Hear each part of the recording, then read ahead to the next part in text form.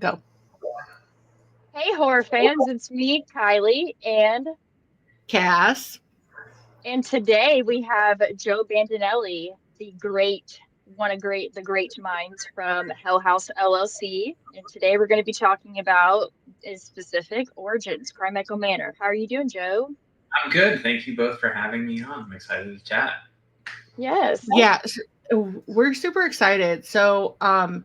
As you know, if you've listened to the past episodes that are going to be coming out in this month, we are doing Hell House this month, and we're talking about each individual entries. This one in particular, we are bringing up some stuff about Carmichael Manor, but Joe has worn a ton of hats in the Hell House franchise. You may or may not know that he is the clown in Hell House, but he is also a producer. I mean, he's the go-to guy. Kylie made a Yes. reference earlier this week that you're like Russell's number two man. You're like Steven's, Yeah. guy that's right there coordinating everything. And I think that Yeah. is a great way to put stuff. But we're super excited to get into everything, talk about everything that makes Hell House and how unique this franchise is. And as you know, it is near and dear to Kylie's heart, and Lineage is going to possibly be in theaters still by the time that this comes out. Possibly, maybe not. If not, we'll link where they made an official announcement for Shudder. And if it's possibly at the time out on VOD. So we'll link that in the description down below. But we're going to go ahead and get started. So let me go ahead and put the intro.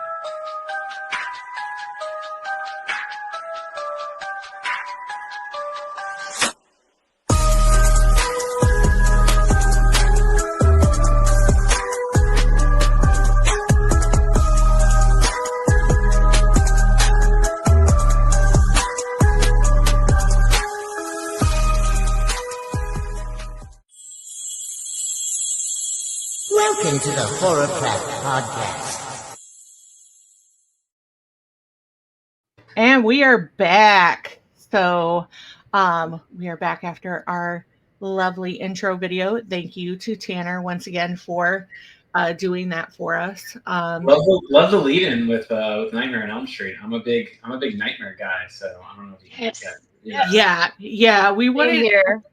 We kind of just said feminine rage. That is kind of our subgenre, the hook we have in horror as women in horror, obviously. And Tanner killed it. My only thing was the Hex Girls. I was like, you have to put the Hex Girls in. That's like it. I love that's it. for me.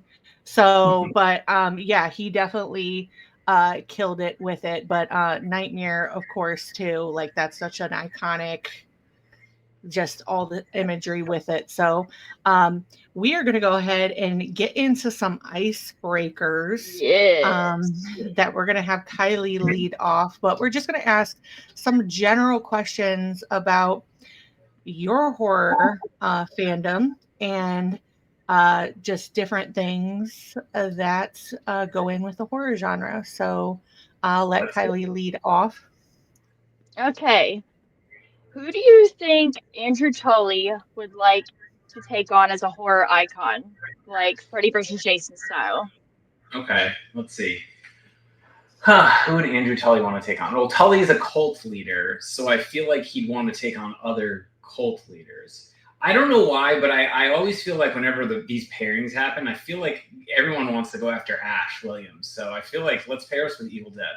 Let's go after all the folks on the Evil Dead franchise. That feels fun. You know, I think Tully would be meeting his match with that. Probably. Yeah. Yeah. Yeah, I feel like that's a good pick, especially because like we almost had Freddy versus Jason versus Ash with the Freddy versus Jason movie. So I think that would be interesting. I mean, chainsaw hand, like, come on. Yeah. You got to have a chainsaw for a hand. Chainsaw possibly cutting off a clown's head. You never know. Yeah. You never know. You never know. So I'm going to assume, just for how much you love the Hell House franchise that you are a horror fan, especially because you showed the Nightmare on Elm Street tattoo. So as a horror fan, what is your favorite scary movie? Now, this could be all-time favorite or more recently one that's just kind of been like something you can't get out of your mind. We've kind of already talked about it, but Nightmare on Elm Street, the original 1984 Wes Craven's Nightmare on Elm Street, is my favorite horror film of all time. I don't think it's the best horror film of all time. It's my favorite horror film of all time. I think what I like about that movie, and the reason why I chose it, is because I think what Wes Craven was able to do with Freddy Krueger and with the dreams is take something that is like a general. Most moviegoers, if you go to a movie theater, you go to see a movie and you see like the Boogeyman, Michael Myers, someone, you could always have that disconnect of like, oh man, at least I'm not in the woods, so Jason's not going to come for me, or at least I don't have a doll, so Chucky's not going to kill me.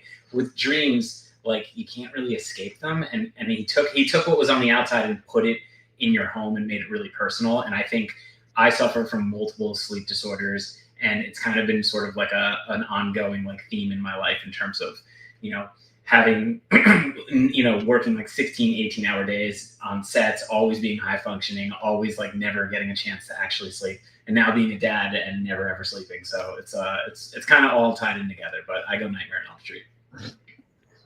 I can relate. I had my youngest is 7 months old, and I'm still just not sleeping. And I have 3 boys. Just still not sleeping much. Yeah. Yeah, I'm sorry to hear that. Please don't tell me that. My son's 7 weeks old, and I'm like, oh man. I hope I get to sleep soon. You will. It gets better, and then another level of Jumanji happens. Mm-hmm. Like my middle son and Raiden, my youngest, he's colicky. They both were. And as soon as we kind of got through the colicky, teething happened. Yeah. In Alani we trust, though. Alani is definitely we trust. Yeah. Yeah. It's definitely how we run. We keep powered on for the podcast. Yes, we do. Yes. My next question is, if you were trapped in a found footage horror film, what's your survival plan? That's a good question. What is my survival plan? Probably the most obvious, drop. Can I curse on here, by the way? Am I allowed to curse? Absolutely. Oh, absolutely. 100%. Drop the fucking camera and run. Like, that's the most obvious. like you guys don't understand. Like, the last decade of my life has been me hounding Stephen Cognetti about, this doesn't make sense. Why would someone be filming right now? So for me, if you want to escape a found footage movie, drop a fucking camera. Just get out of there. That's makes such sense. A Randy statement. I love it. That really is. It really is. Most definitely. It's just like, no, I don't want to go towards that noise. There's actually a guy on TikTok. I'll link his username down below. But he makes these videos, and it's called Destination What the Fuck. And it's literally him reacting to like paranormal videos that are on YouTube and stuff like that. And he's literally just like screaming at these people like, why are you fucking investigating that sound? Like, just burn the house down and move. Like, and I feel like that's just, we need that in our lives. Like, no, you don't need to go investigate that noise. No, you do not need to record this. Just get out and get safe. Yeah. Like the comedian Matt Rife just bought the Conjuring house, Ed and Lorraine Warren's house. He's gonna die. Like he's gonna die. He was like, I'm a fan. I was like, apparently you're a fan of putting yourself in danger, because like we think Annabelle, but like their collection is one of the most extensive. I'm like, that would not be something that I would want to take. You accidentally move a box and then you unleash like, hell on earth. Right.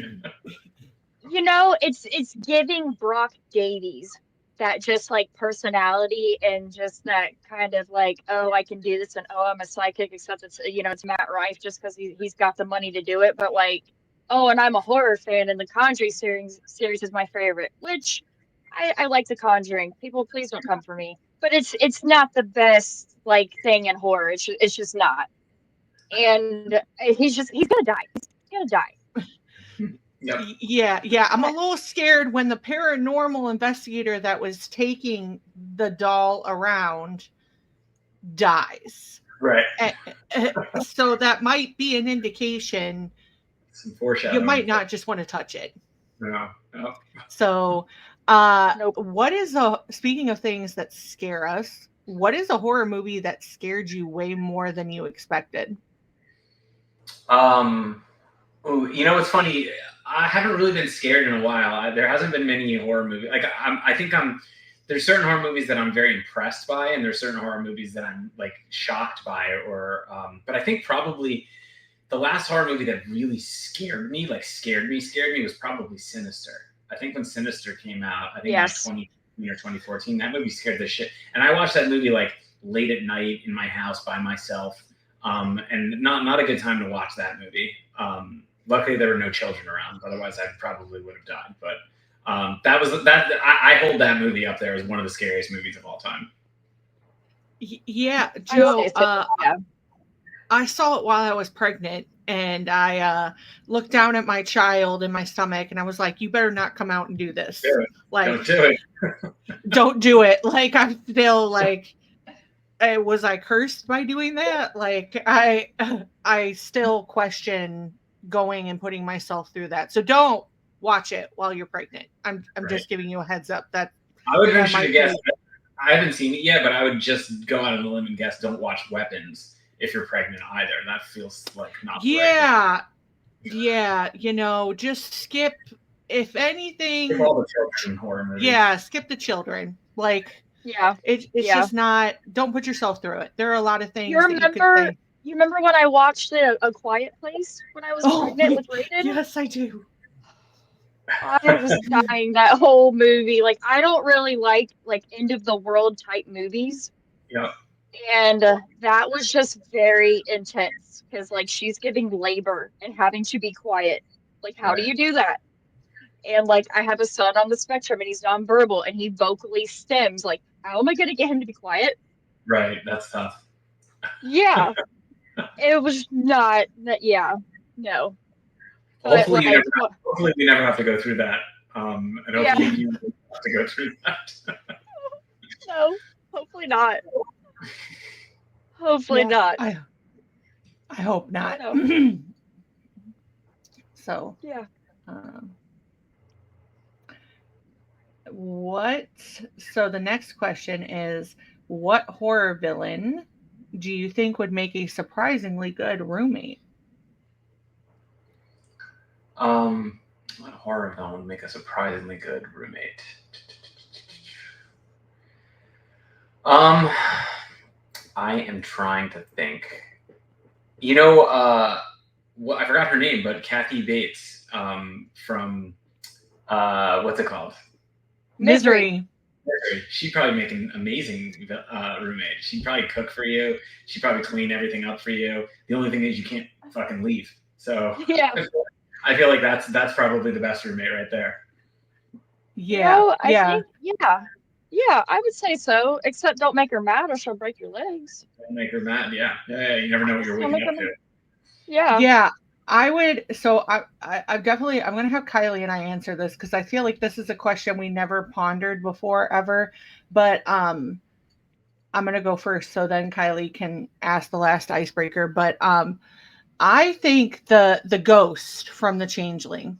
I feel like he would be a good roommate because he was only mad because nobody was caring about like that he was gone, and once everything was fine and he got his vengeance, I feel like he'd be settled. So, I mean, I think he would be okay. You'd be cool.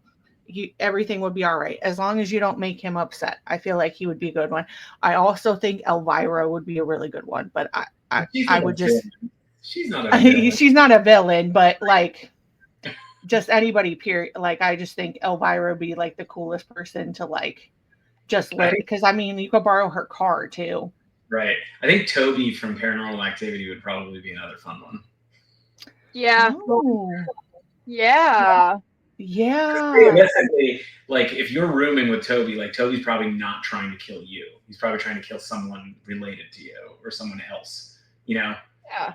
So Yeah. That's a good one. Kylie, what do you think? I would think I may have to go with Michael just because he's quiet. And he's not really, I mean, like, I'm just not going to get in the way of anything. Well, it's depending on whatever timeline in that franchise you're talking about. I'm going to just say the one where Lori is his sister. I'm just not going to get in the way of him trying to go after Lori. And, I think we'll be okay. But he's quiet. He doesn't, I think it'd be good. He's a loud roommate. He's And not I'm going to not take up he's yeah. not going to take up a closet because he's only got like one He's only got main one outfit. Yeah. Yeah, just Yeah. don't touch his knife. Like, yeah, stay away from Yeah, his knife. I'll have my own knives. It'll be great. yeah, I feel like that would be super, super respectful. Yeah. Last icebreaker. If you had to spend one night in either the Abaddon Hotel or the Carmichael Manor, which would you choose not to and why? Which I choose not to, and why? Yeah. I mean, this is weird because I've slept in both of those places. So, okay, we got to play the fictional world. I feel like probably the Abaddon Hotel is where I probably wouldn't want to stay at the Carmichael Manor because the Carmichael Manor is massive. The Abaddon Hotel is a haunted attraction, so there's trapdoors and cool things all over the place, but there's limited sleeping space there. So like you're in one of like 3 rooms. If you're in the Carmichael Manor, that's like a 16 to 20 bedroom place. So it's massive and it's a little scary when you're filming there. So I would say I'd want to stay away from the Carmichael Manor as much as possible. I think I'd have to agree. Yeah, I feel like you just choose the devil not the one you don't know, and there's just too much room. Like too many people could be hiding, and I feel like that's probably what makes this scarier than a lot of, because like Abaddon, it's scary, but this is even scarier because it's like there's just so much room to do things with. Like this is a whole entire like just different beast. Fun fact, in the second floor at the place that we shot, Carmichael Manor, all of the bedrooms are connected. So it's like bedroom, bathroom, bedroom, bathroom, bedroom, bathroom, and they're all connected. Oh my gosh. Yeah, so terrifying. Yeah. I could not. So No. Mm-mm. Put me where Donald, wherever he is at. Put me where he's at. Yeah. Off property. Yeah, off property. Off property, safe away. So thank you so much for doing our icebreakers. We're going to go ahead and lead in to the meat and potatoes of everything while you're here today. So I'm going to go ahead and let Kylie lead off. What was your favorite Hell House movie that you've done, acted in, etc.? I mean, this is an easy one. The first one is by far the favorite. And it's not just, I'm not trying to be a purist and say the first one because it's the best and blah, blah, blah. I think when you're making movies, you don't really know how your audience is going to respond to them. And you don't know who's going to love it, who's going to hate it, who's going to feel a certain way. And I think we've been really grateful with this franchise to make 5 movies. And our fan base keeps growing every time we make another movie. And our fan base loves us. Kylie, you can attest to that. Yes. So I think one of the things is when we made that first movie, we didn't have an audience or a fan base to appeal to. We didn't have people that like we knew liked certain things and didn't like certain things. We didn't have that. We kind of just went at it to try to make the best possible movie that we could make. And it was just such a cool, like all of the movies, I have a special place in my heart. But that one was just so unique and so interesting to like put a team together and bring people together. And that cast was awesome. And I've said this so many times before, so I'm sorry if you've heard this and I'm repeating it, but that cast was like, we would finish shooting and we'd all go to the bar and they would get hammered and stay out until like 4:00 in the morning hanging out together. And it literally felt like on camera and off camera, like these people had been friends for like 30 years. So it was really like cool to like watch, you know, when you're shooting something, a lot of times happy accidents happen. A lot of times bad accidents happen too. But the happy accidents of like watching the charisma of a cast come together and gel off of one another, and like you lead them down the road and then all of a sudden they kind of like are leading down the road. It was just such a cool experience to be a part of. And again, very unexpected. Like, I think we all knew we were making something good. I don't think we knew we were making what we wound up making. Yeah. I love that. I love that so much. I think that makes a lot of sense. You know, just that first one, those first moments, and while you're making a movie, you're making memories.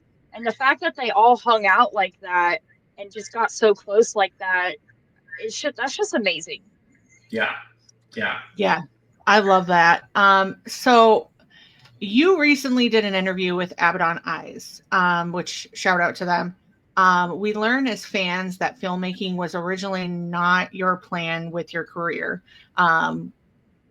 As someone who also picked two very non-traditional career choices, can you tell us how you came into filmmaking and ended up where you are now?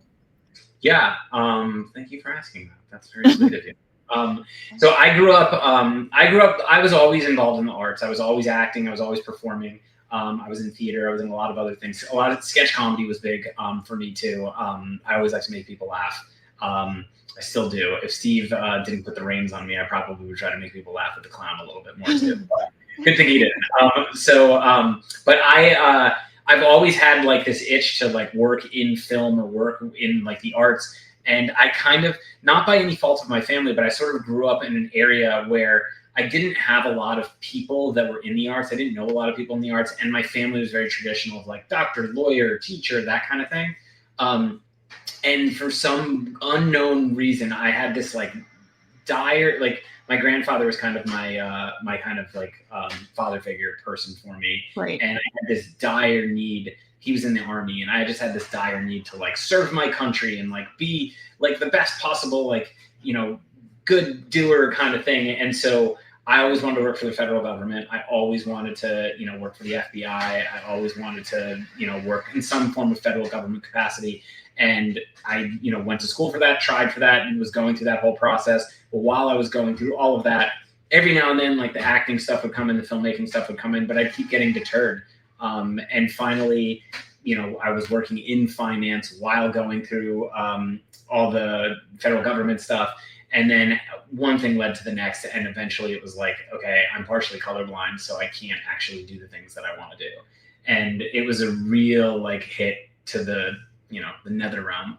And I ultimately kind of got to this point where I was like, listen, if I'm willing to do something as big as like give my life for something that's bigger than myself, and someone's going to tell me you can't do it because of something you have absolutely no control over, then I'm going to go give my life to the thing that I actually like enjoy and I actually care about.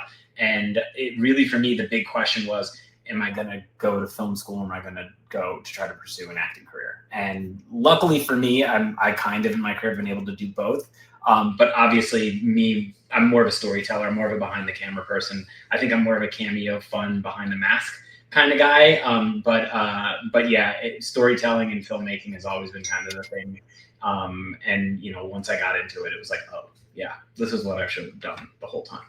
Yeah, I think the reason, so I asked because I definitely relate to that. And I think that that's so good to bring up to people, because a lot of times what you plan, what you necessarily think you're going to do doesn't pan out. So Right. I went back to school when my son was born, and I got an associate's degree to be a legal assistant. And I thankfully have had opportunities since then to work in my field and have a lot of experience. But when I graduated, my son was diagnosed with autism. And so I kind of had to pivot and change, and it kind of just taught me how to learn to go in different directions. But now there are a lot of people today that know me from this, Right. but then there are other people that know me in the other side of being a paralegal and like a different. So you know, I always joke I'm like the Caucasian Batman. I'm the white girl Batman. Because I'm doing like the legal things by day, and at night I'm out here talking about horror, and nobody would expect that from me at all, just meeting me on the street. I mean, that's cool. And listen, I would say this. I remember when I went to college, because I went to college before I went to film school. Right. And when I went to college, I remember it was so, like, when you're in high school and you're applying for colleges, it's so important, your major and what you're going to do, whatever. And like, you got to pick the right thing. And then when you're in college, it's like, this is the most important thing in your life. I can't tell you how many people I know that went to college that do something in their career that has nothing to do with what they went to school for. And like, I think college for me, I know you didn't ask me this question, but I'm going to answer it. College for me was such a great experience because I was able to learn life experience and get from home and like all that kind of stuff. But I think what I've learned especially over the last 10 years, especially with social media, with, you know, with things like what you guys are doing, people don't need to go get a formal education, especially if they want to do something in that world like that. Like, do the thing that drives you and do the thing that gives you passion. The only thing I would say is when I went back to film school, I went to film school with a lot of people who were 6 years younger than me. They were like 18 or 19. And the one difference between the two of us was when things started out initially in film school, when I was in New York, I could tell there was like a big maturity difference between the two of us, because all the 18 and 19-year-olds were doing all the things that I was doing when I went to college. And I was more focused on like, no, I'm here to make movies. Like, I'm not here to like fuck around and like drink and party. Like, I did a lot of that, but I'm still like, I'm here for work. And so I think don't let anyone tell you what you can and can't do. That I made that mistake for a long time, and I don't know if I wouldn't change what I've done, but you never know what can happen. I think this world is showing you. I mean, I'm sure you guys have read things about people who, like, when I was younger, it's like, don't play video games, it'll rot your brain. And now there's people who make billions of dollars playing video games. You can do whatever you want to do in this world. You can monetize anything. Yeah, absolutely. I feel like, you know, for me, this has always been my life. Like, I've always been that person. Kylee has dubbed me the encyclopedia of horror, because there's a lot of times where people will be like, have you seen yeah, I've seen that movie. I chronically lived at Blockbuster. And I remember being told, like, why do you spend so much time doing this? This is never going to amount to anything. And it's like, but here I am now. Like, I always knew that, like, I was going to do something to connect to people, and horror is just such a big connector. And I don't like people telling me what I can and cannot do. I think I relate a lot to what you said, because, you know, I have severe ADHD, and for years, like, would be told, yeah, you can't do anything in the legal field because you can't concentrate, you can't do this, you can't do that. And it's like, okay, well, watch me. Watch what I can do. So I think that that's just amazing, the pivot. But I definitely relate to that, because I went to college right out of high school, did not take it seriously, ended up dropping out. And then I went back when my son was born, and I was like, I'm here to do this. Like, there is no ifs, ands, or buts. This is go time. Like, there was a lot of me being in the hospital with him and taking exams and doing different things. But I was like, I'm doing this because this is what I have to do. So I definitely think that that's great. But I feel like you're right. Anymore, you don't have to go to college. If that's the route that you want to take, that's fine. But I feel like a lot of time, I feel like we're peeling back the layers on, like, you know, you don't have to do this. This is not, you can do your own path. I think the problem is people see, well, first off, the definition of success is so subjective as well. Yes. So we see celebrities and we think that's success. But a lot of times those celebrities would kill to not be known and not, you know, and do the things that they're doing, but not have it's just this weird, and we're in a very, very vain world. And you know, it's one of those things where you look at other people, you say, I want what they have. That's success to me. And then if you try to do it and you're not doing that exact thing, then you're not successful. And, you know, I even heard it when I started out. Like, I had people say to me, like, I've been making films for 15 years now. This movie, Lineage, the new one that's about to come out in a week and a half, or I guess just came out whenever you drop this. That's I think this one is my 9th, and then I made another one that's coming out next year. Will be my 10th feature film that I've made in my career. Lineage is the first movie that I have that's going into theaters.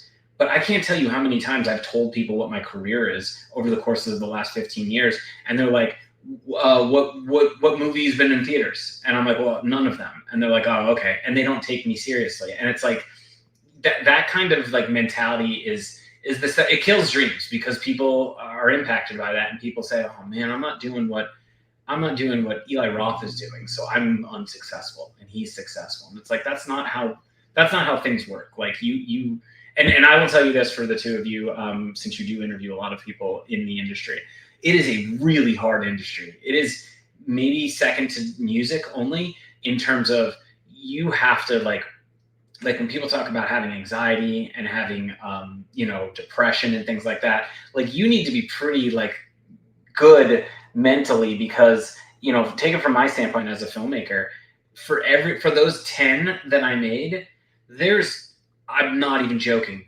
10,000 that I've not made. There's 10,000 that I've gotten doors slammed in my face, people like not even acknowledging me, no one responding. Like it takes a lot to get something made, even in a world where so much content is made. And you have to learn to like be okay with like, you got to do the things for yourself, not for other people. Because if you do it for other people, you're always going to be chasing something that you're never going to be able to attain.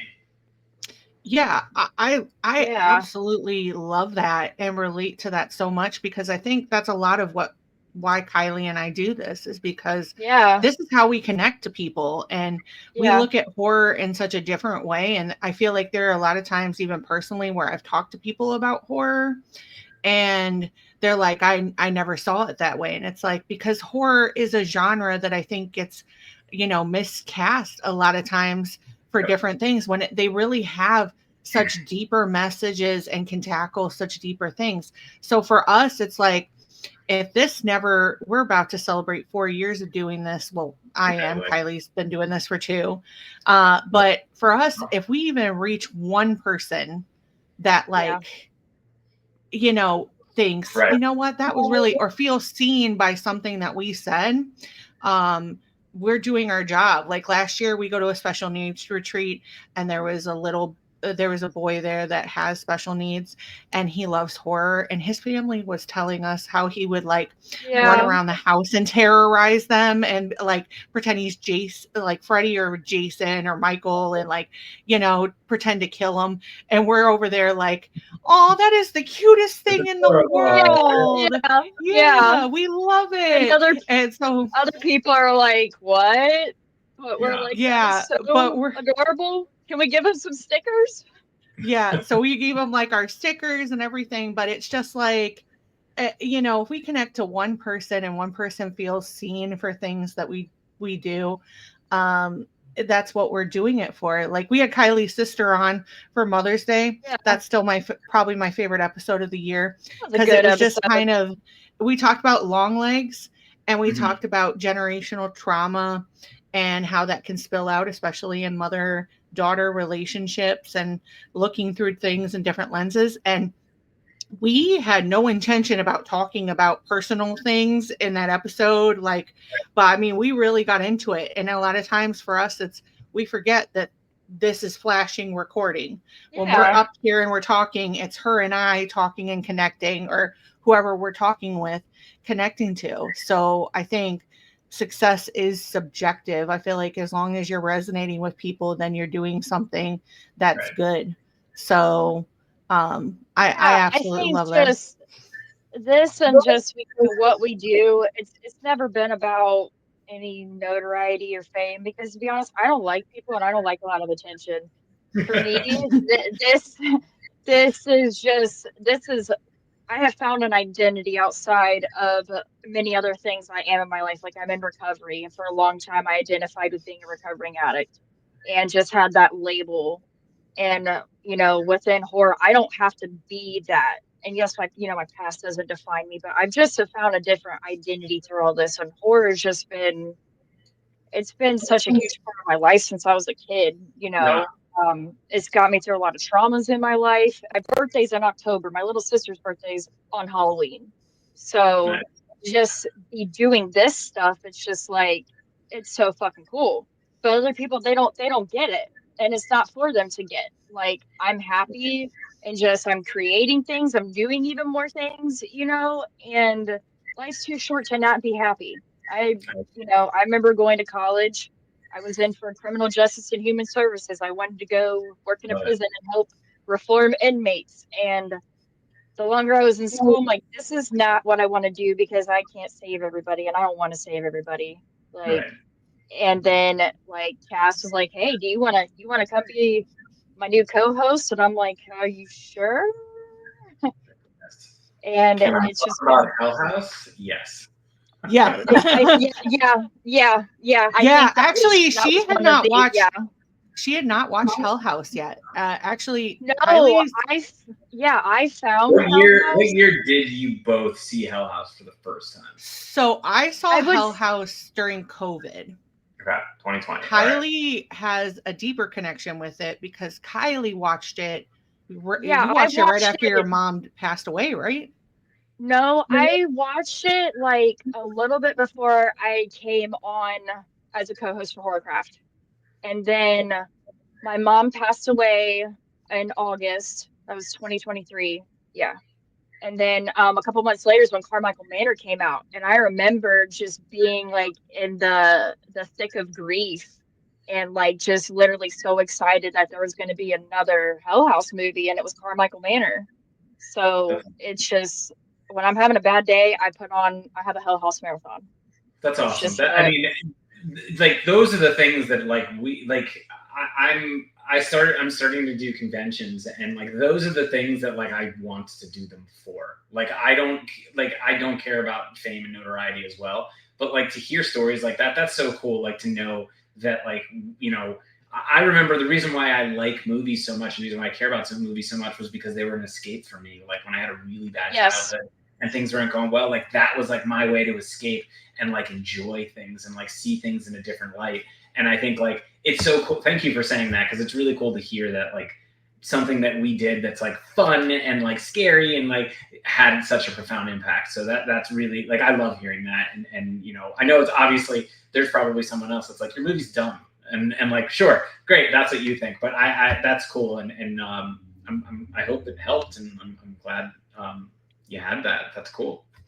It was just something like I really like looked forward to and held on, and when I watched it, I was like, oh my fucking god, that was terrifying. And when's the next one?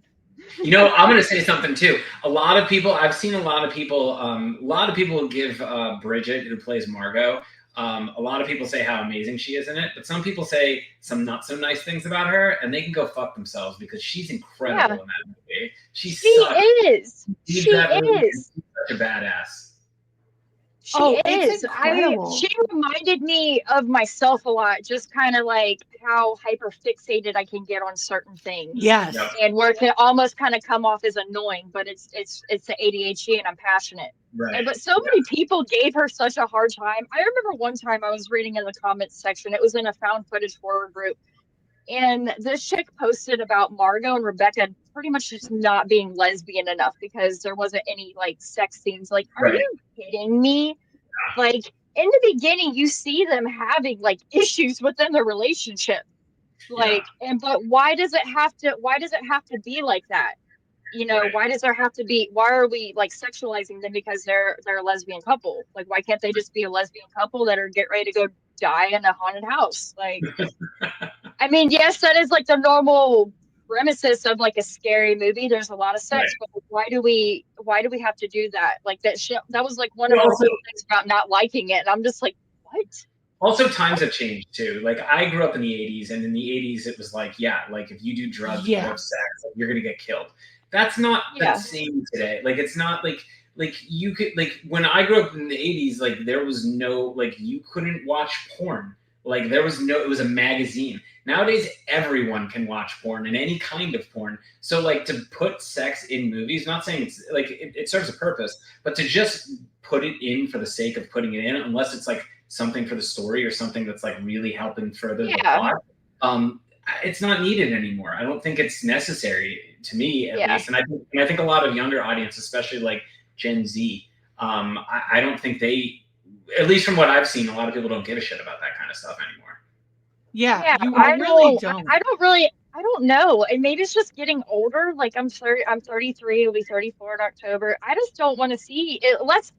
Like when I'm watching a horror movie, like I just don't want to see two people getting it on anymore. Maybe like when I was a kid and like, ooh, I'm not supposed to be watching this, but I am. But now I'm just like, can we get back to like the scares and killing people and like the plot? Yeah. I mean, I'm 50-50. It depends. If it's a fun kill, like I'm in. Yeah, if it's a fun kill or if it like serves a purpose. Like I understand why it gets put in vampire movies a lot. As somebody who absolutely. It's like the whole seduction part of it, or like the whole giving into darkness or things like that. If it's serving something or talking about a relationship, like I know, with Sinners recently being out, like the way that they talked about both relationships on both ends was absolutely incredible. But it's just, it has to make sense. And I think horror doesn't have to do that to make an impact anymore. Right. It's just, there are better stories to be told. And I think that's one of the things going back to this franchise that makes it so great, because there's a lot of layers. So somebody who wants to see it just for being scared shitless, and that's absolutely great. But then there are other people that resonate with it on such a deeper level. Because I'm very much like a Margot too. I get hyper fixated on things. I talk about horror all the time, and people are probably like, yeah, lady, you need to shut up. But that's just who I am as a person, and you kind of have to accept that. But it's also trauma based. Like that's how I dealt with my childhood. That's how I became the person that I am, and very much like Margot. So it's just one of those things where it's like, if that's not your particular subset, that's fine. There's something for everybody. But did she need to pull out her, lesbian card and be like, I'm a card-carrying member of the LGBT community? Like, the whole idea of like not being gay enough, or, just it's just kind of cringy. So, I mean, like you said in the beginning, art is subjective, and it truly is. So, I think definitely there's something for everybody. At all. So moving on to the next question. You played the terrifying clown in the Hell House series. How did that come about? Was it planned from the start, or was it a happy accident? Definitely a happy accident. When we made the original Hell House, we had the clown in there, but a lot of our scares, we were kind of testing out different things. Like we shot a scene with the clown, we shot a scene with the little girl. The little girl worked better, so we left the little girl in. We shot another scene with the clown. We shot another scene with a different demon. We were kind of just swapping out different things and trying different things. And the clown originally, we fabricated a mask that we wanted to use, and the clown, it's very similar to like the Michael Myers mask, like being like the Captain Kirk mask that was whited out. Mm-hmm. It was similar to that. We fabricated a mask. We got the mask. It wasn't great. We were like, what do we do? And then the woman who runs the Waldorf estate, which is where the Abaddon Hotel where we shot it, she has all these clown props and costume props. So she brought us a clown mask, and then we had our special effects person change it and like put the blood on the eyes and all that kind of stuff, and kind of make it a little bit different than what the original version of it was. And we just put it in and whatnot. And I don't think we ever thought the clown was going to be something. And in that first movie, I didn't wear the costume. It was whoever wasn't in the scene was wearing the costume. So a lot of those original cast members were wearing the clown suit. By the time we got to the sequel and Steven realized like, oh, I can do some more stuff with the clown, he just asked me, he's like, I'd rather you do this. I feel like you like the clowns and you understand that stuff, so maybe it works for you. So I did it in the second one. In the third one, I was wearing the clown suit, except when I was on camera and the clown was in the movie. So because I was playing Louis, which is Vanessa's cameraman. So that was how that whole thing came about. By the time we got to Carmichael Manor, Steve apologized to me because he was like, I don't have a cameraman to kill in this. And I was like, well, shit. So, because that's been our running joke is, I don't know if you guys have seen 825 Forest Road. Like all 4 of our movies up until that point, I'd played a cameraman who had gotten killed. So it was like a running joke between the two of us. But he was like, I'm not going to, like, we're not doing it this time. I was like, that's fine. And I was like, I'll just play the clown again. And he was like, yeah, sure. Why not? Let's just have you play the clown. And I had so much fun. Carmichael Manor was the first time that I actually felt like I was actually bringing my like personality and bringing choices to the clown. So that was a lot of fun. And then when we got to Lineage, I remember when we were casting, Steve sent me options for people to play the clown. And he sent them to me and I was like, who am I looking at? Like, what are you looking for feedback wise? He's like, who do you think should be the clown? And I was like, none of them. And he's like, wait, do you want to still play the clown? And I was like, 100% I still want to play the clown. He's like, oh, I'm sorry. He's like, I thought you didn't like it. I was like, the opposite. I love it. So it was, again, a happy accident kind of thing. And I kind of just fell into it. And it's been literally one of the most fun things to do in my career by far. I mean, in Carmichael Manor, like you see the clown doing so much more and moving so much more. And it's just, it's terrifying. And in Lineage, he's just menacing and stalking Vanessa from what we've seen so far. You know, I haven't seen Lineage yet. But I think I was not scared of clowns until watching Hell House. Was not. Nice. So, well, the cool thing, you saw in Carmichael Manor, we introduced 2 new clowns. They might have a little bit more action in Lineage. So I personally, me personally, so there's 3 clowns. They kind of are like the see no evil, hear no evil, speak no evil clowns. Yes. Okay. I would say that the Hell House clown, the see no evil clown, that's like the iconic clown. That's the clown. But I will say, when I put on the hear no evil clown, when I put on that mask, there's something about that mask that like forms to my face that it feels like it's my face. And there's a sequence with that clown in this new movie there's a couple sequences with that clown in this movie. And like, it literally felt like I was doing like what I was born to do. So take that for what it will. But that one, you're going to have some more clown stuff. I'll just say that. That was pretty fucking badass. But really though, like you became a horror villain icon. I mean, like other people may not think so, but like you're like an art's a clown. I mean, I don't think scarier than art. But thank you. Thank you for saying it. It's tough because like when you wear a mask, you don't get the same thing. Yeah. Like there's a reason why there's 12, Jasons and 1 Freddy. Or 2. Yeah. You know what I mean? So, but I think that's the, again, like I never did it for notoriety and I did it because it was fun. And I did it because specifically in Carmichael Manor, Bridget and Destiny, who play Margot and Rebecca, they were terrified of me, like absolutely terrified of me. And I told you guys earlier how all the rooms were connected. I fucked with them the whole time we were shooting. And it was my god.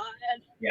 Oh my god. Especially in Margot's final scene, that whole sequence of like what happened at her, she didn't even know I was going to do that. And I just did it because I was like, this is going to scare the shit out of her right when I like get to her face. Like stuff like that it was just like, this is fun. And again, this is where like over time things got better, because I think when we were doing the second movie, I was like, Steve, what do you want? And he's like, oh, can you do this? And I was like, well, can I do this? And he's like, oh yeah, do that. That works. By the time we got to Lineage, Steve would be like, hey, can you just do something scary? And I'd be like, great. And I'd have like 6 different things. And like, take 1, I would do this. Take 2, I would do this. Take 3, I'd do this. And he'd be like, that's great. Do that. Continue to do that. And like, so it was a lot more fun because like, it's really isolating wearing a mask, especially when you're on a set. And like, it's not, with found footage, you put the costume on, you're shooting in 10 minutes. With narrative, you put the costume on, you're shooting in 2 hours and 3 hours. So a lot of times it was really funny on set because, I'm the producer of this. So I'm like involved in a lot of the stuff that we're doing to set up. And then they'd be like, all right, we're going to get ready for the clown. Like, can you get changed, Joe? And I'd go and I'd get changed.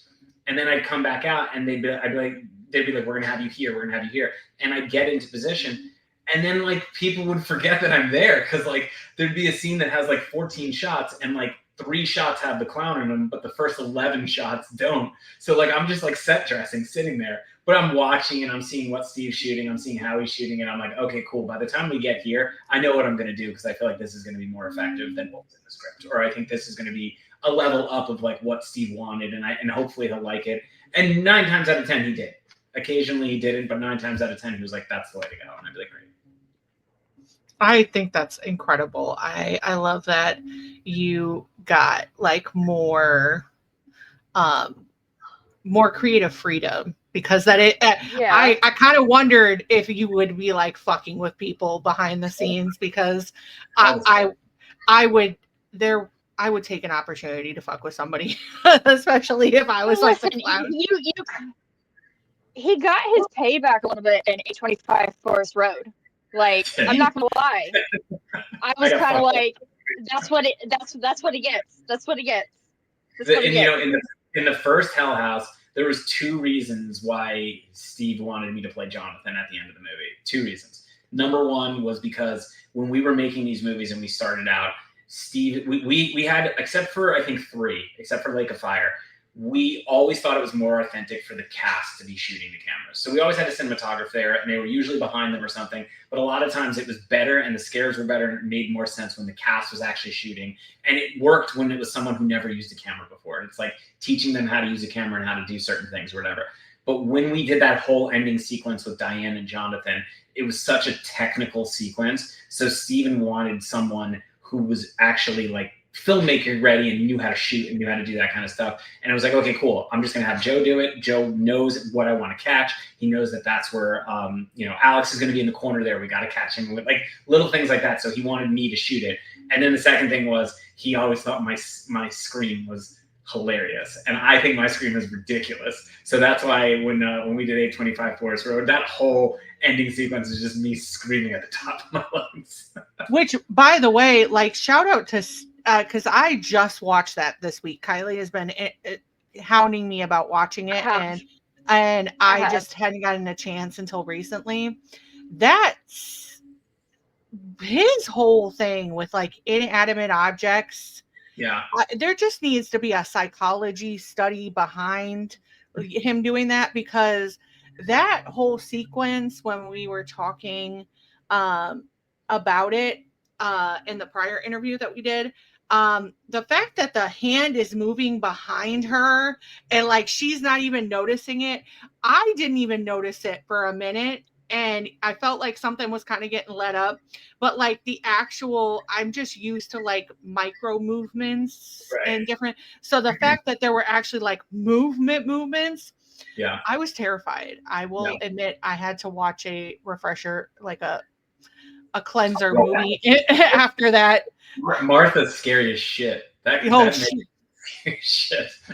I was like, when they burned her, like, man, I was like, good for you, because that's what they should have done.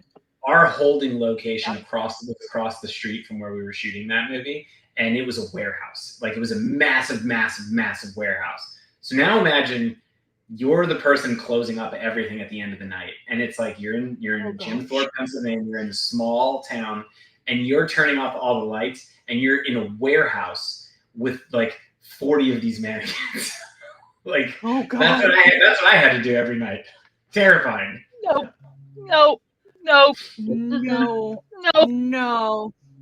Absolutely mannequins are creepy. They're very creepy.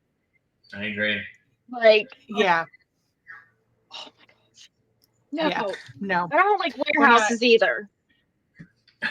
That just sounds like too many no's on a list after a long period of time. But I feel like if some shit goes down, you should be able to survive anything, Joe, because you're the one who makes scary movies. Hopefully, that's what I mean. I tell myself that all the time. So yeah, hopefully I'm not the first one to die. That would be the hopes. Yeah. We need to make that as a poll. So I feel I have confidence in you. I think you're going to. Here's the thing. I've always said this to people before. when you like I always laugh when people watch horror movies and are like, "Don't do that, you dumb idiot! Like you're gonna die." I would venture to guess on a daily basis, all of us put ourselves in a position to be murdered. Like if you've ever gone away with your friends drinking at a location that's like isolated, you put yourself in that position. If you've ever walked home late at night, if you like we all do these kinds of things all the time, except when we're watching horror movies, everyone's like, that's the dumbest thing in the world, don't do that. But in real life, people do that stuff all the time. So to your point, I would either be the one that survives, or I would be the first one, because I'd be the one that's like, yeah, this isn't a movie, nothing's gonna happen to me, and then I'd get killed. That's probably how it would go. Yeah, that, You know, I mean, that's valid. Because I feel like that's that's very, the way it would go for me. I'd either be like the final girl or I'm the first one to go. Yep. yeah, we actually had a conversation about this when we were on vacation a couple months ago, and because she lives behind a creek and there was snakes, and it was Father's Day, and we were going to make steaks for our other our significant others, and we were just like, the snake showed up, and even though we knew it was probably not poisonous, we were just like, no, you guys got to do this. And so we were talking about it, and I was like, listen, I'm probably going to go before you. So she was like, I'm sorry, I'm probably going to leave you behind. I'm like, no, leave me behind. I will distract him. I will give you more time to get away. At least one of us has to make it out for the kids. So like, I'll take one for the team. So I'm like, dude, but yeah, someone's got to take care of these kids. Yeah, I love you, but we'll have like a moment, and that'll be it. It'll be like, I love you too. Okay, go save our children. Bye. And delete the chat. Yeah, delete our group chat. Delete our group chat. So moving into Carmichael Manor, I definitely want to get into this. How did the idea for Origins evolve from the original trilogy? Yeah, so what actually happened was, when we finished the trilogy, we were done with Hell House. Like we completed the story, we burnt down the Abaddon Hotel, we were done with it. Over the course of the next like 6 months to a year, Steve and I started working on 825 Forest Road, but we started having conversations about doing a prequel series called the Abaddon Tapes. And we were about to do that, and I'm not sure if you guys I don't think, because you guys didn't watch Hell House then, but like back around like 2020 and 2019, like we like teased it. We were looking for investors. We never wound up getting people interested in it, because we really wanted to make it for, like, we made these movies for like $100,000, and like we were trying to make a series for like millions of dollars, like a lot, and we couldn't get the funding for it. But we basically came up with this concept of a 6-episode series that every episode takes place in a different decade, and it was going to be half narrative, half found footage. And basically, each episode was going to concentrate on a specific thing. So like the first episode was going to take place in the 70s, and it was going to deal with the origins of the cult with Andrew Tully. In the 90s, we were going to deal with the fairgrounds and deal with the origin of the clown. And we sort of kind of like built out this whole kind of thing. I was actually reading through it today, and I was like, oh, wow, this would have been cool. I wish we could have done this. But basically, Steve and I built out this whole narrative of like where we wanted the franchise to go, and how it would like take all the stuff like that we teased in the first 3 movies and like show you what happened, but then also kind of pave a path for the future. And after we made 825 Forest Road, it took a little time for that movie to come out, and Shudder came back to us and was like, hey, would you guys do another movie? And Steve was like, yeah. And I think at that point, it was sort of like we needed a face for the franchise, because there wasn't really a face for the franchise. And the obvious choices were Andrew Tully or the clown. And it became kind of obvious, like, okay, let's do a story that isn't really an origin story for the clown, but gives you sort of bits and pieces of it, so that it's not a prequel, it's a present day movie that touches upon things and like introduces Patrick Carmichael as the clown. And that's sort of how we got into Carmichael Manor. I love that.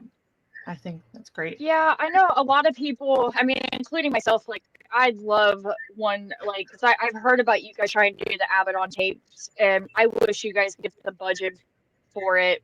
but I definitely get why that would be like you have to have a bigger budget for it if you're going through like certain decades because I think there's just a lot. There's so much that within the lore that you can do with this, and especially like Andrew Tully. You know.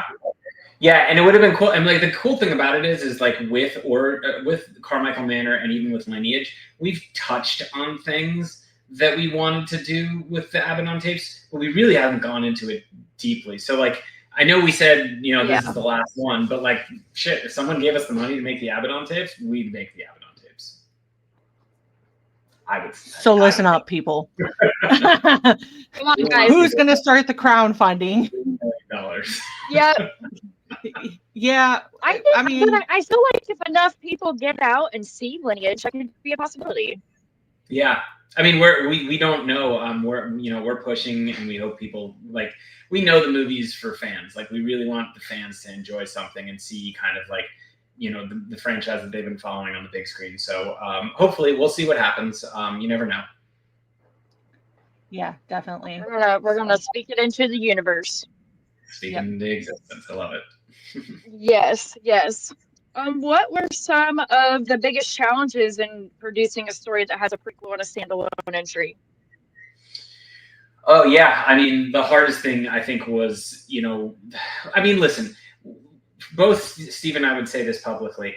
I think that, you know, the original trilogy is meant as a trilogy, written as a trilogy, always intended to be a trilogy. But I think we both would personally say that in order, like 1, 3, 2 is probably both of our order of how much we like them.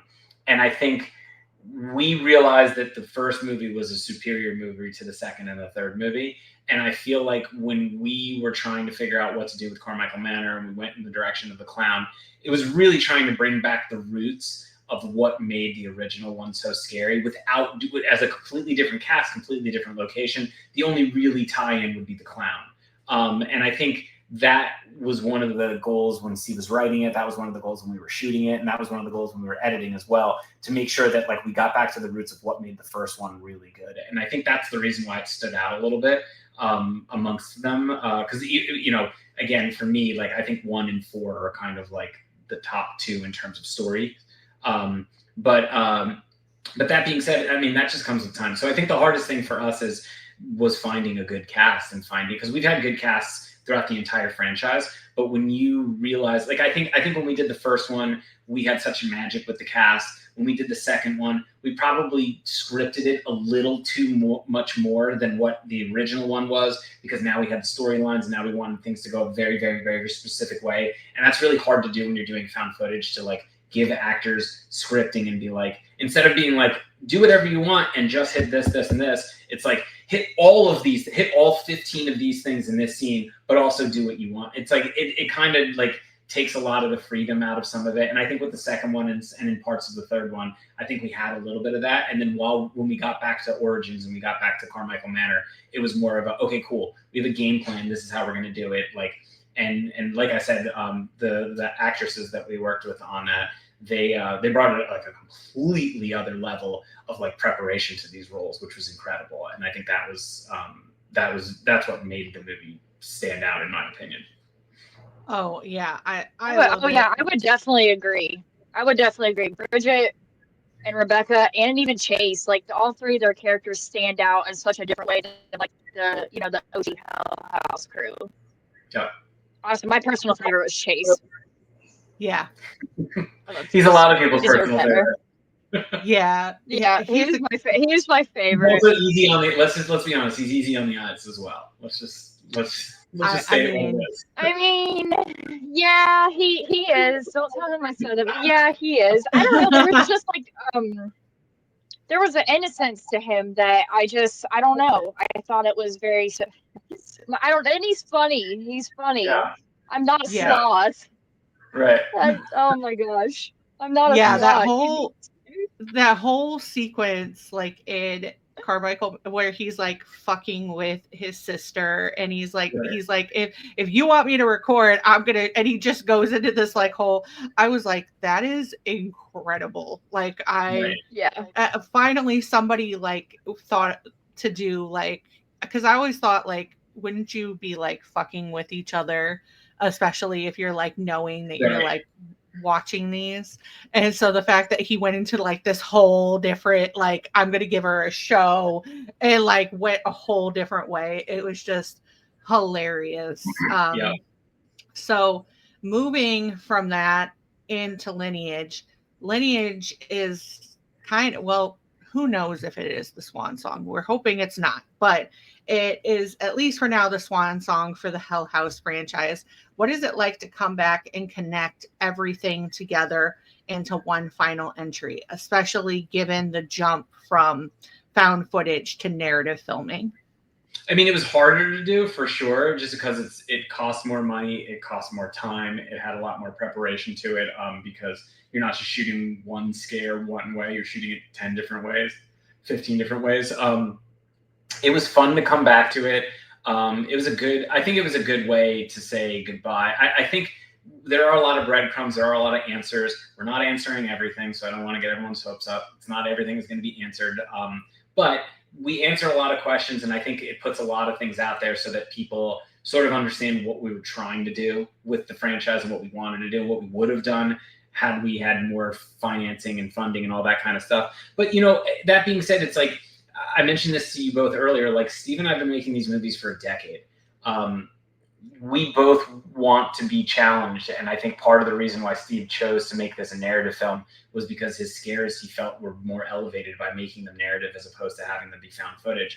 And I think the more we do this, the more we want to continue to challenge ourselves and be better storytellers and tell, you know, newer stories and different stories. And like, we love our fans, and this was like kind of one of those things where we wanted to like go out and be like, this one's for you guys, like, we hope you love it, we hope you have fun with it. But we do want to kind of step onto newer things in our career, and we do want to challenge ourselves in other ways and not sort of get stuck as the two guys that are always doing the same franchise and the same movie over and over and over again. Yeah. Yeah, Definitely. I think that's totally fair. That kind of goes back to what I was saying, like, you know, musicians, artists, movie makers, directors, you know, you're allowed to do what you want. You know, Right. it's your art, and it's okay to explore new things, you know. Yeah. Especially if it's going to be anything like 825 Forest Road and the scares from that, which, well, I think the scares are going to be even It'll be better, good. I'll tell you that. It's going to be Yeah. better.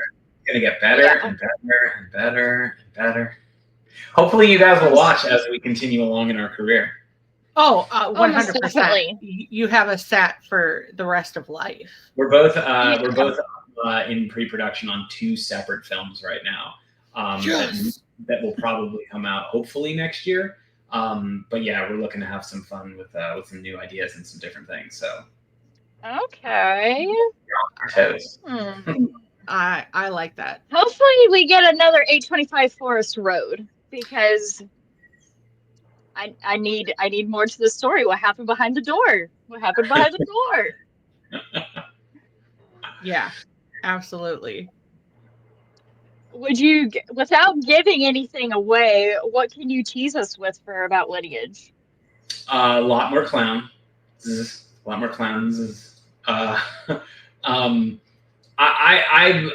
in, like, I'm always in awe of Elizabeth, because she is one of the best actresses I've ever worked with, and she's so good. And I feel like this can hopefully be the movie where everyone gets to see how good she is, because she's so good in 825 Forest Road, and Yes. she plays the part so well. And so I think everyone's going to love her. And Sierra Saka, who's in it as well, is also phenomenal and a force. So I'm excited for our cast, and I'm excited for a lot of the people to see, like, some of these people kind of step into like the stardom and really carry films, because our cast and crew were incredible. So I'm really just excited for everyone to see it. But I think the performances people are really going to love too. I love that. We too. think so as well, because that was one of the things, talking to Elizabeth, that I was just deeply impressed with 825 is it talks so deeply about such deep subjects without really talking about them in a negative, not only a negative way, but in a way that like is performative. It is talking about them in just a way that makes sense and is just so organic. And it was just deeply moving to see like the different layers behind it and the different conversations that were being had. And I feel like that happens a lot with the Hell House movies and different things like that. So to us, Elizabeth is a star, but hopefully everyone else. Yeah, listen. I agree. She's a star. Yes, she needs to be everywhere. So yeah. We absolutely love her. But thank you so much for coming on. We greatly appreciate it. We are going to plug where you can find Joe down in the description of this episode down below. Please go show him some love. Go show everybody that we're talking to this month some love. But go show everybody from the films love. Go show Steve's Cognetti some love.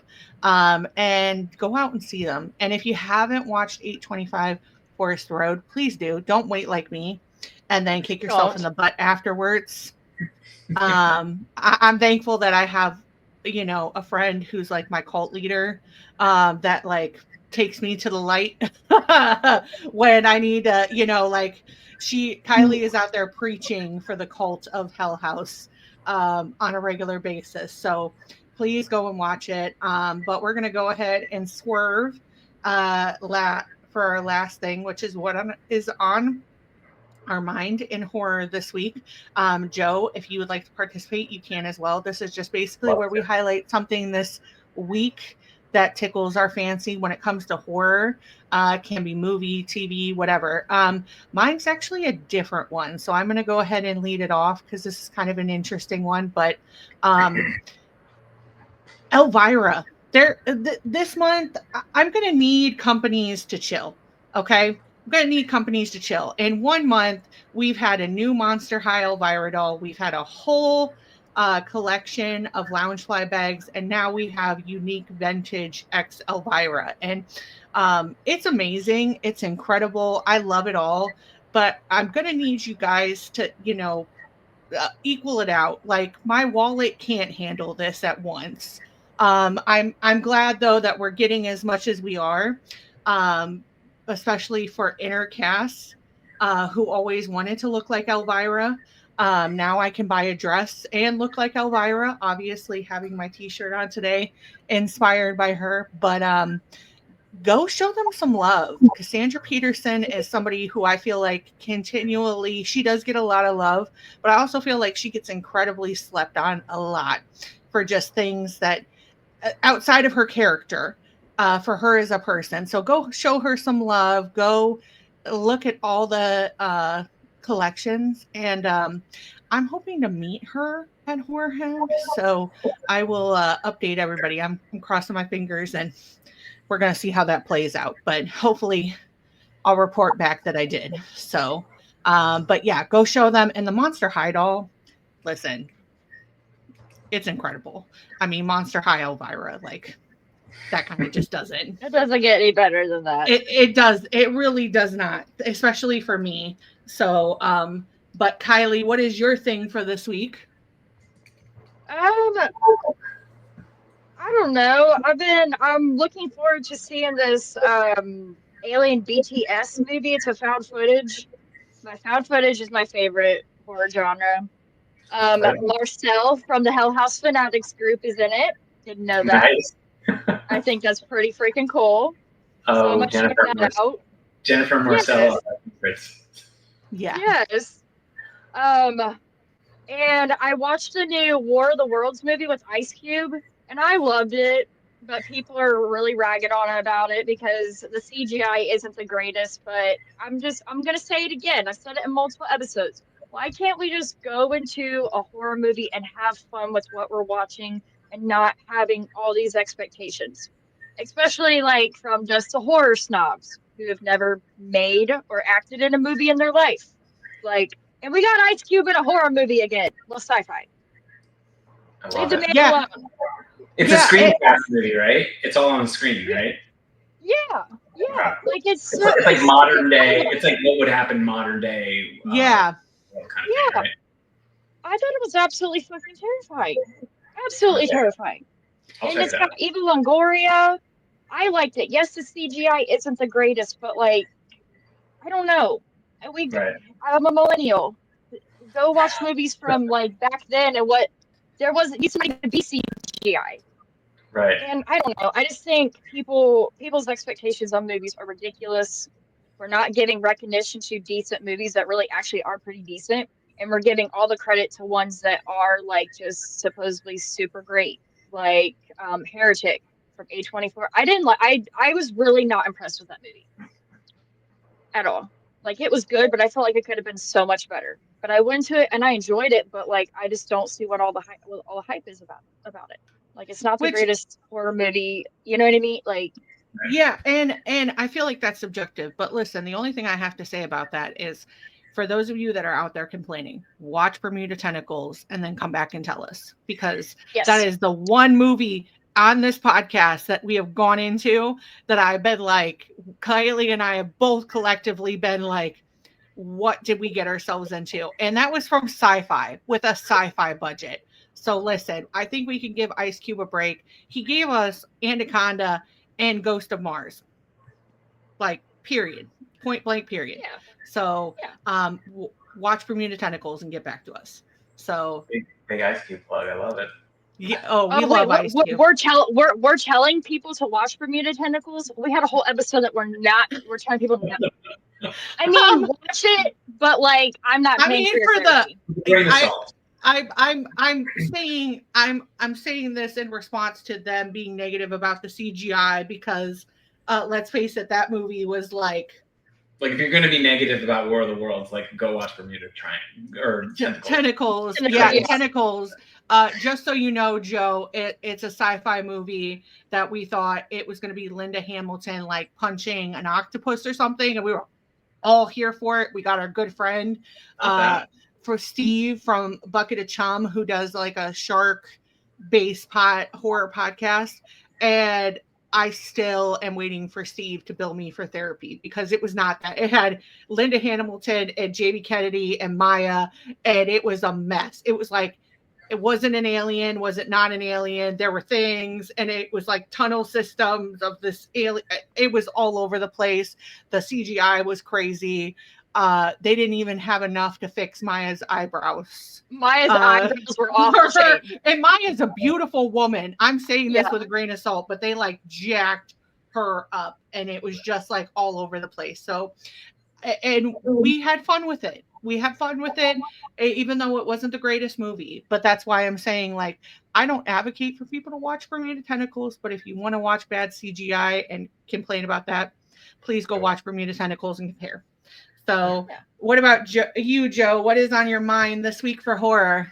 I kind of said it a little earlier, but I am a huge Zach Cregger fan, and I loved Barbarian, and I am very excited to see Weapons, and it is really cool to see a movie get promoted where you don't really know what's going on, but it's it's teased so well. Like, I don't know if you both do this, but I try not to watch things anymore because I don't want things to be ruined for me. And I feel like over the last couple of years, like Talk to Me was probably one of the better films because I went into it having no idea what I was about to watch. And so I'm trying to do the same with Weapons. But I just have really high hopes for it, and I feel really good about it. And because I'm a new dad, I don't get to see movies on Thursday, Friday, Saturday, Sunday anymore. So I might get to see it next week, and I think I'm going to. And also a little fun fact, when I was in film school, a few of my like filmmaking buddies and we would always shoot short films and everything. And myself and one of the other filmmakers are big horror guys, so we would always shoot horror things. And we had found this actress who was 18 years old. And we worked with her because we needed someone who's younger. And she was in my film, and he was like, I need someone who's like younger. And she's like, oh, why don't you use my little sister? She would be great. She's like 12 years old. And we were like, yeah, why not? So we shot 2 movies with this girl. That was Julia Garner, who's in Weapons. So, I'm a big fan of her. I'm super proud of watching her turn into the star that she's been. So I'm excited to see it. Not just the movie, but because of her as well. I think she's incredibly underrated because I will tell you, as a Universal Monster fan, I was not a fan of the new Wolfman, but what I was a fan of was her acting. Yeah, and that's where she kind of got me in it. but I just think that she's great at just But I'll different tell you, things. when she was a 12-year-old, she was in a short film where her mother was force feeding her mac and cheese, and it was disgusting. So she got her roots, hopefully, working with us in horror. But she's incredible, and she's awesome in Ozark. She's awesome in the new Fantastic Four movie. She's great in everything. He was in Ozark. Yeah. Yeah, she that was. show. Yeah, she was. She's done a lot, and I'm really. And Josh Brolin is in it too, which like we love Josh Brolin. We just did Hollow Man, and Yeah. we were talking respectfully again. Josh Brolin, take this with a grain of salt, but we were talking about how he doesn't get enough credit for being a horror daddy because I mean, like between him and Kevin Bacon, they do just a lot of films that I feel like they're kind of just like. I feel like Kevin Bacon gets the credit for being a horror daddy. He does a lot of stuff, and he does, and I feel like he's gotten it more on the back end the last couple of years, especially with all the work that he's put in with different things. Yeah, I'm coming from the fact I watched him in The Following when he did The Following, and that was season 1 of The Following is one of the best seasons of television I've ever seen in my life. Absolutely, because that was just like a whole like other level. But Josh Brolin is another one where he just, I feel like they both do kind of whatever they want. They kind of are like, I'm not going to be put in this box. I don't care if this makes a bunch of money. It might, but we're going to go ahead and do this. And they kind of just do it. So I'm excited that he's going to be in it. I'm a little bummed that Pedro Pascal was going to be in it. And then he wasn't, because I want to see Pedro in a horror movie. Be in every single I know, and that's the other thing. But I think my thing is I'm coming from he was in Blood-Sucking Bastards, and I love that movie. I was clicking through the other day, and I saw it, and I was like, "Holy shit!" I'm like, "I've never heard of this movie." Oh, and he's incredible. So I want to see him in a horror movie, but after he takes a break. Like after that man needs a break. Yeah, after he takes like a year off. He's also getting hit hard by a lot of people in the media for his like OCD, like and like being overly tight. And I'm just I'm like, listen, he's fine. Leave the guy alone. Like yeah. And listen, nobody's come out and said that they were uncomfortable with it. Yeah, I mean, sure. If the guy is like sexually assaulting people, then by all means go after him. Yeah. People were like, he's not doing it to his male co-stars. But again, his best friend is Oscar Isaac. And if you go through and go, and they're like on a whole other bromance level. Right. And so I'm just like, he's that way with everybody. Right. And I think that's just who he is. And I think we just need to tone back our expectations. Not everyone can be a toxic man. I agree. On that note, thank you, Joe, so much for coming and doing this. We greatly appreciate you. And everybody, if it's on VOD at this point or whenever it hits Shudder, please go watch Hell House Lineage and go back and rewatch all of them. They are all available on AMC Plus. And they are definitely worth the watch. So go and watch it. Go watch 825 Forest Road. That's incredible as well. And keep a lookout for Joe and Steve Cognetti, because they are both just out here killing it for the horror genre. And we're excited to see what they're doing next. So until next time, it's me, Cass, and Kylie. And we are the Horrorcraft Podcast, and we say bye and stay spooky. Bye.